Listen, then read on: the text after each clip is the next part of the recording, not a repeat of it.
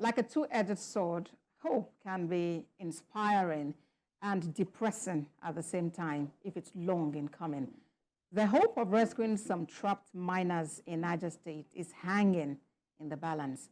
The State Commissioner for Humanitarian Affairs and Disaster Management, Ahmed Suleiman Yumo, has made it known that insecurity and difficult terrain are hindering rescue operations of miners who are trapped in a pit that collapsed in Galadima, Kogo, in Shiroro local government area of the state. According to reports, one person has been confirmed dead, 7 severely injured. Some are still trapped after the collapse of the mining pit. But in a statement, the commissioner said the ministry and other relevant stakeholders are making efforts to rescue the trapped victims. When incidents of this nature happen, that is when we hear of, the emergency management agencies swinging into action, trying to bring in, spearhead rescue efforts and ensure that there is safety. But insecurity, in some parts of Niger State, seems to be making this a tough call for even the rescue operators. What do you say about this, Jide? There are about 6-7 local governments in Niger State that are being troubled by bandits. And of all these local governments, the most dangerous bandits are in the Shiroro area. Those are the bandits who have capability to confront the military. People like Dogo Gide, they operate in that area from time to time. They've confronted the military many times. They've even attacked military outposts, set ablaze military outposts, set ablaze their vehicles. They have some capability that enable them to shoot down an Air Force jet.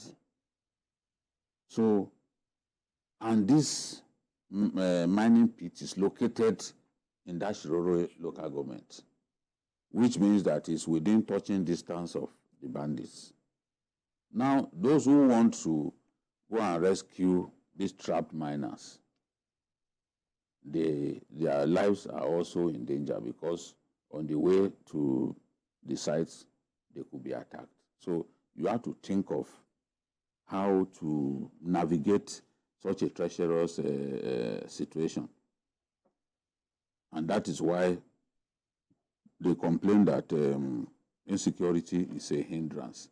I hope that these guys will not have died before help comes. I remember when the gold mine pit collapsed in Chile, it was a global issue. They were showing it live on CNN over the number of days that it took to rescue those, and they rescued everybody. It was a day of joy and a day of honor for the country because the country showed up. The president was there at the mining site, to receive the people as they were being brought out of the pit, and a very, very deep pit, So it also reinforces the need for us to take control of our mining sites, because artisanal miners who know next to nothing about this trade and how to do it without coming to harm's way, they are just doing what they want. Nobody is regulating them. The mining sector in Nigeria is hardly regulated. It has taken this minister, Dele Alake, to try and roughen up these guys to let them realize that, no, you can't just do what you like in our country. And that's why we are seeing some level of sanity, but we still have a long way to go. People are still mining illegally, and in the process, they are putting their lives in danger. So I just pray that we will be, these emergency responders that have been drafted to the scene will be able to rescue these guys, and after that, find a way to ensure that these things are done in accordance with best practices, because they said it collapsed as a result of heavy rains. Yes. Of course, they should know when it is safe to continue mining, and when it is safe to come out of the pit and continue another day. It's a tragedy. Indeed. And, key government officials have visited the scene, the Commissioner of Police, Commissioner of Homeland Security, Commissioner of Mineral Resources. And the Commissioner of Police stressed something. He reminded the community that mining activities have been banned in Niger State. And he urged residents to cease such activities to prevent further tragedies rather. They don't ban it, so it has been banned before. It's been banned before, but then how come a company, operating? there's a company. This is and this owned kind by of company a should be licensed. This company, what's even the name? Something. So, okay. I'll see it later. There's a company that they say belongs to African Minerals Logistics. Yes. That's the name of the company. So will government say they were not aware that a company has been mining gold in that area? The same thing in Zamfara State. We have some foreigners coming to mine gold and get away. In Benue, foreigners are coming, Chinese, they are stealing gold. Chinese are in Nasarawa stealing lithium. We can't bring these people under control. It's a big problem. All right, Dr. Well, like you said, it's a major issue for us. It's just that this has become topical because it happened in a terrain where help cannot reach these people. It's so unfortunate. If mining has been banned in the states, like in some other states, but still going on, then it shows that we have a big issue. Like BKO said, there are so many states where people are taking our resources and we've been unable to do nothing. In the case of Niger, just like some other states, you have bandits all around. Though in the case of Niger, it's not been established that these bandits are a part of that mining process, but in some it has been established. If we don't address this issue of banditry, we are going to keep running into the same issue when certain things happen. Look at the time they brought down the aircraft of the Air Force. It was a big issue, even recovering bodies, even recovering the wreckage. So, BQ has a very good knowledge of that terrain. And it's been established that Niger has vast forests that if you are not very insistent, and I'm trying to find the right language to use, you will not be able to monitor it. You will not be able to police it. And that is what is happening. These bandits, they know the in and out of the forest. And that's why they always have the upper hand. They also have equipment that even our own military don't have. People who can shoot down aircraft. People who can afford to use RPGs to be killing. Just like that. It shows that they have the money and they also have the weapons.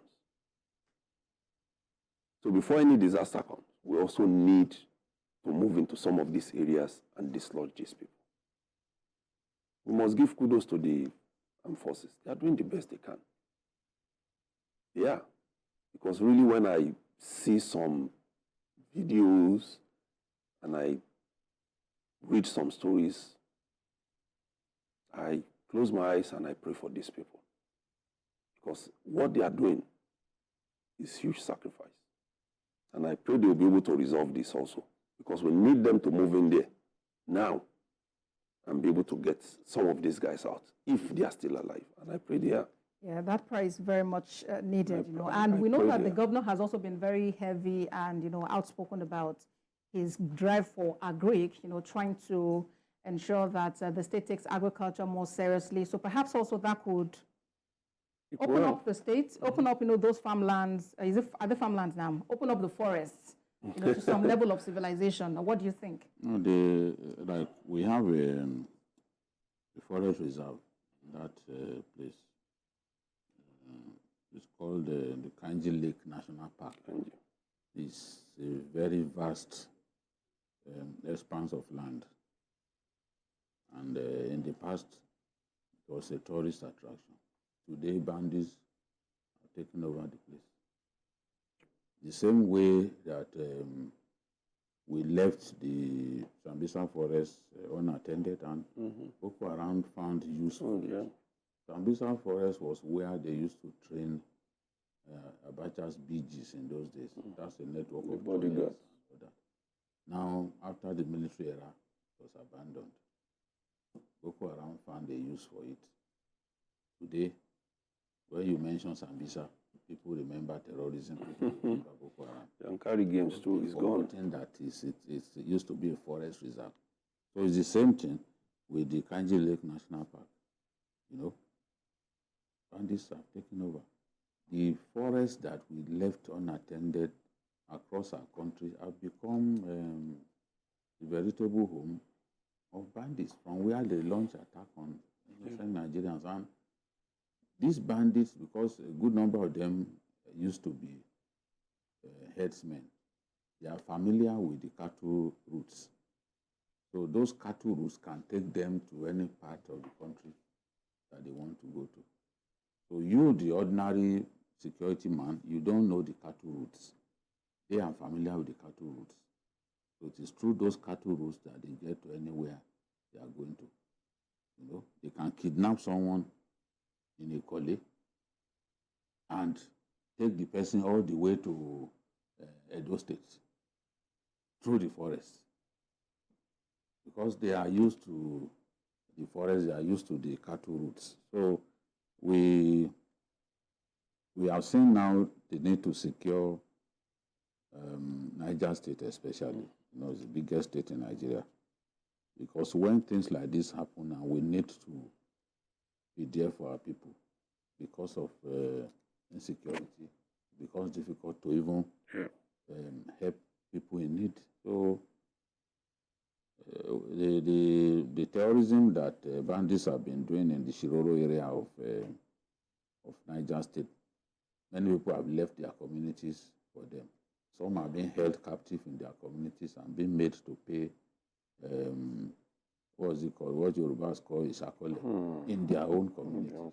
Farmers must pay before they can access their farms, So, and the question is, how much longer can our people continue to take this pain?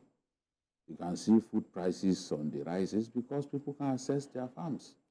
And those who can access, they are being made to pay hefty taxes by these bandits and Boko Haram elements. So why would it not affect food prices? And then, of course, the numerous checkpoints along our highways, so many of them, and the cost of diesel. The cost of diesel is killing. If people buy diesel for as high as 1,700 per liter in some parts of our country, and they will bring food all the way down to Lagos.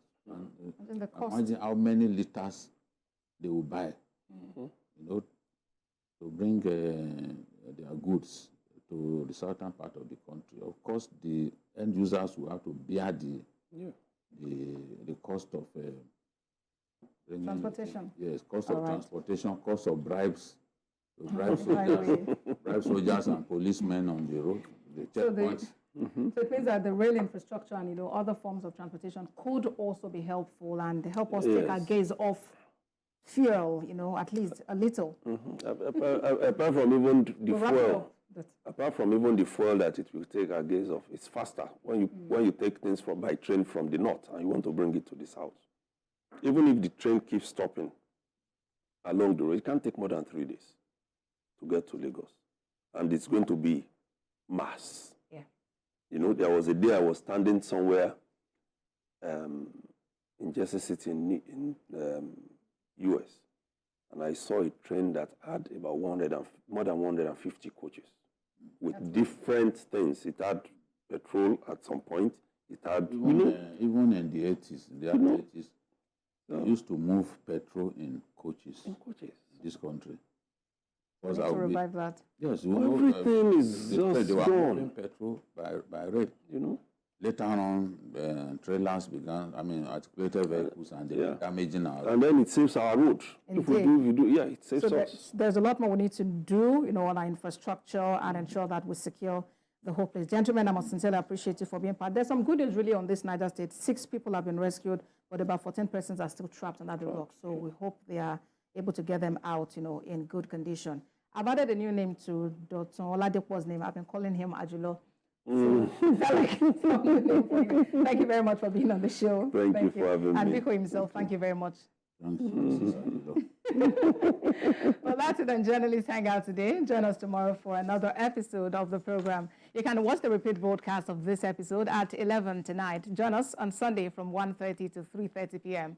for Journalists Hangout on Sunday. We are on YouTube at youtube.com/TVC News Nigeria. I am Abosede Adeniwa Jeremy. Bye for now, and God bless Nigeria.